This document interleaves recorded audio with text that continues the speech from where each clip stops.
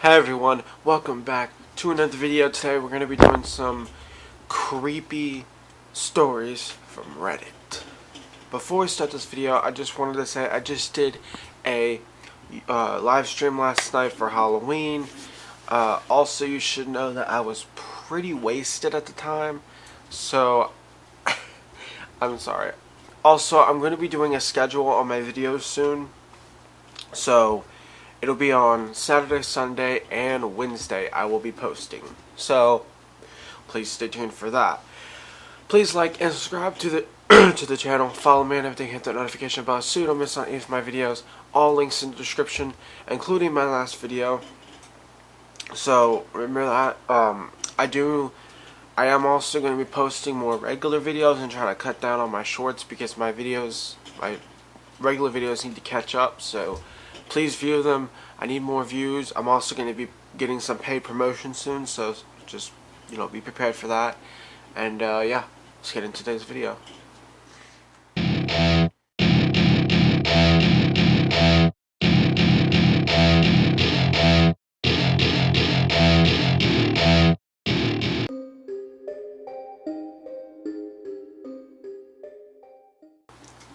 Here is an ugly one. There was a guy who was almost 5 hours late for our date. He was coming back from a business trip, and his flight was delayed. I suggested repeatedly we postpone, but he insisted, and I agreed, dumb, to still meet that night. We were supposed to meet at 6. We connected at 10:45. Shortest date ever. About half.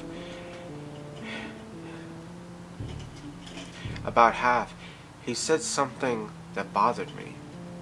That I wasn't really feeling it. But when he asked me out for a second date, I said yes. Dumb. I reasoned he had a long day, and I was pretty tired by then as well. Neither of us were at our best. Date 2. Confirmed that he was an arrogant, conceited, obnoxious, racist jerk. He told me a couple stories about how he handled some situations at work with intimidation and aggression. I blocked him, never responded to his texts or calls. A few months later, I was shopping in Whole Foods and I'd forgotten about him. One of those total misunderstandings around the aisles, however, trips. Bits and pieces of conversations. One-sided, the guy was on the phone. Filter in and out of my consciousness for about half an hour. It's just store noise, right? Wrong. I start to hear a string of obscenities about a woman. That worthless, ugly whore, pussy bitch who dated him and dumped him, and then I recognized that voice.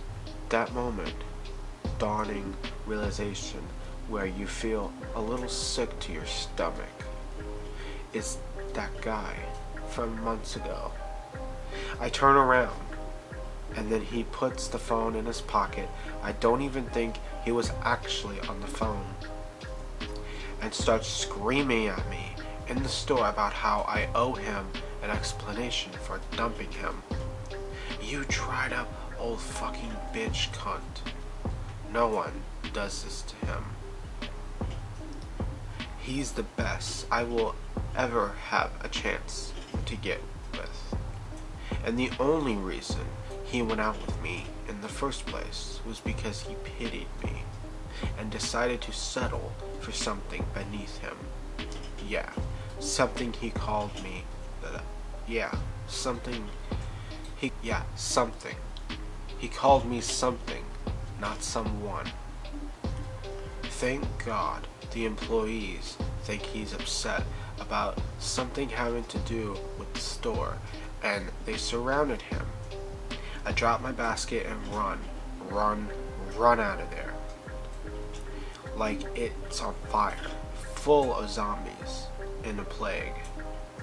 I get in my car, lock the doors, hunker down, and hide while peeking at the entrance. About 15 minutes later, he leaves and heads to the other direction. I wait another half hour and head home. Still shaking, he had the craziest, meanest look on his face. This was about 6 months ago. I haven't been back to Whole Foods or that shopping center since. I remembered after the fact that he said he lives right next to me.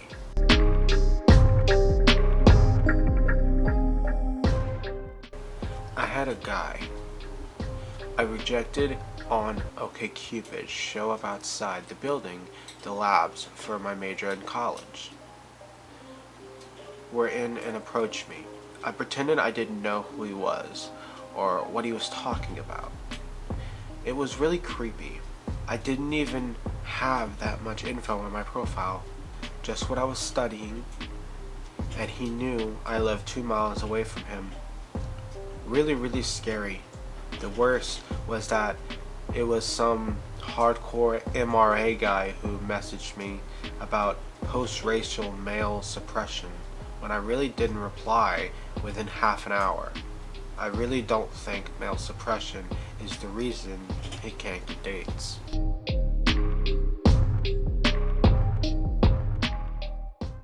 The story isn't of me, but it is of a friend. A friend of mine got stalked by a guy she found on Match without even actually meeting him. They texted a bit. She fell asleep between texts because it was at like midnight. She wakes up to like 50 increasingly errant messages about being ignored, and then desperate plea to take me back messages, and then a bunch that mention her family by name, even her dog's name. And how was he looking forward to meeting them all? And all he had was her first name and her job. He was able to dig up her, unlinked, and get her last name. She told him that she was really uncomfortable and got him to stop, thankfully. Who knows how bad that could have gone.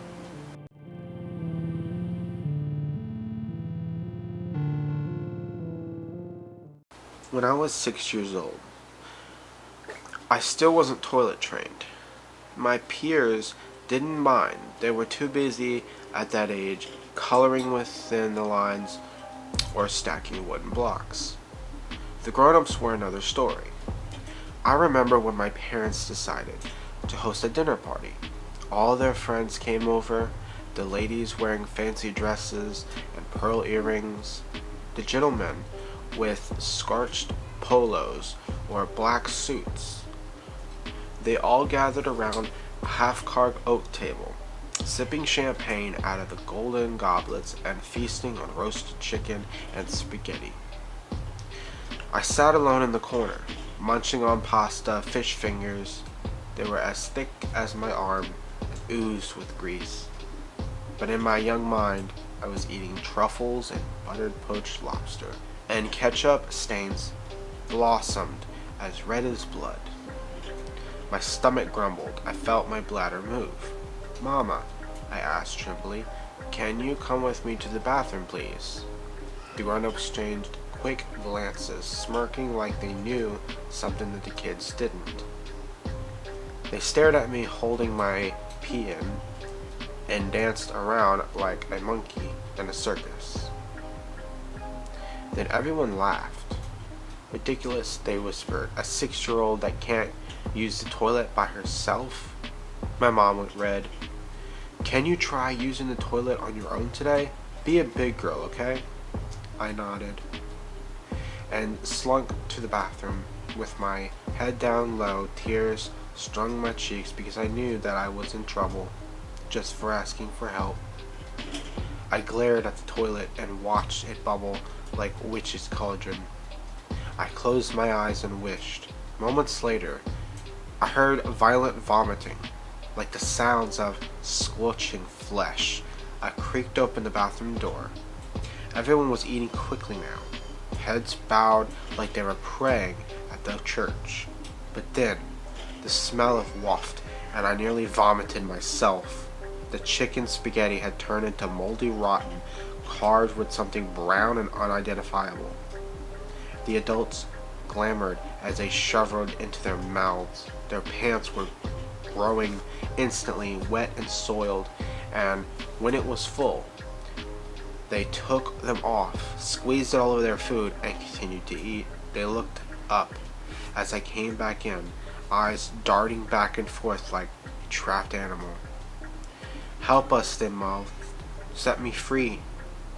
"Who's laughing now?" I giggled, heavily tears rolling down my face.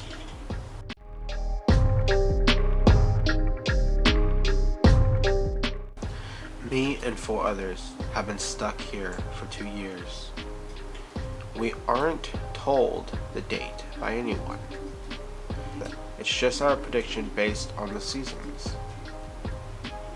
As you might guess, things really are boring. Not even gross.